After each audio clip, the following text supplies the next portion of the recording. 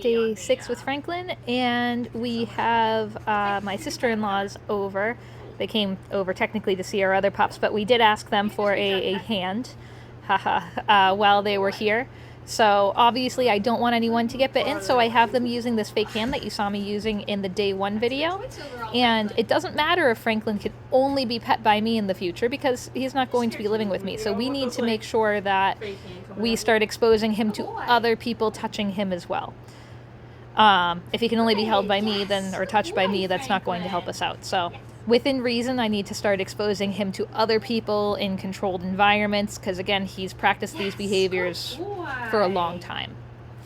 His first owner said if someone touched him, they initiated touching, there was essentially a 100% chance that he would bite them.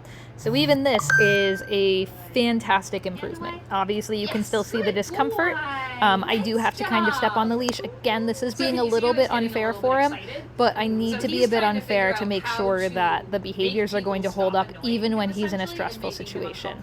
Again, if the aggression was a lower intensity, I would not be putting this amount of pressure on him, but I need to make sure that even if there is extra pressure put on him, even if someone makes him uncomfortable, he is not nearly as likely to bite as he was originally.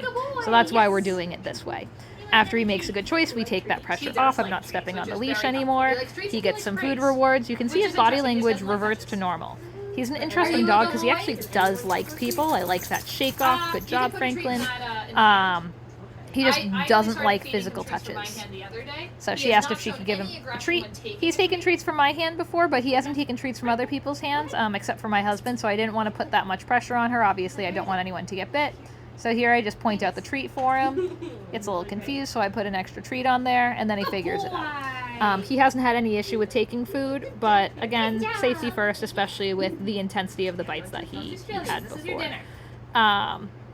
You can see overall his tail's nice and high. He has a nice relaxed pant that he's doing, even though he's out here with 2 brand new people. He does also generally do better with women instead of dogs. We're also sitting down, so this makes it a lot less of an intense leaning over him experience, and more of a relaxed experience for him. I do also have him on leash. This way, again, you've seen him, he's always been on leash in all of these videos, but it means that I have some extra control. If I'm working with a dog who has a lot of emotions, having them on leash is so helpful for safety, but also for finding that was very nice, but also for finding good choices. Remember, it's a fake hand. I want to help guide him into the behaviors that I want as much as possible. So still marking and rewarding. You can see I still have that compressed air, so I can still add a consequence if he does anything inappropriate. This angle, you can also see his facial expressions a little bit better. So things come forward. You can see that whale eyes get really wide. He flinches a little bit, paw lift. His mouth closes. But as soon as I mark and reward, his expression goes back to normal. He does do a little bit of lip licking, but his recovery is getting better and better. This is also why I really recommend marker training for most people. Now we're going to switch. We're going to have the other sister hold the fake hand. I also have them use the fake hand because that way if he does snap, very similar to in that first video, if it's a real hand but it's in a glove, even if it's in a glove, it still hurts if he's biting like that. So the fake hand, I essentially said, if he bites them, just to hold that hand there. Good boy. You can also see he's sniffing at the hand a lot more, so he's figuring out that hands aren't just an annoying thing.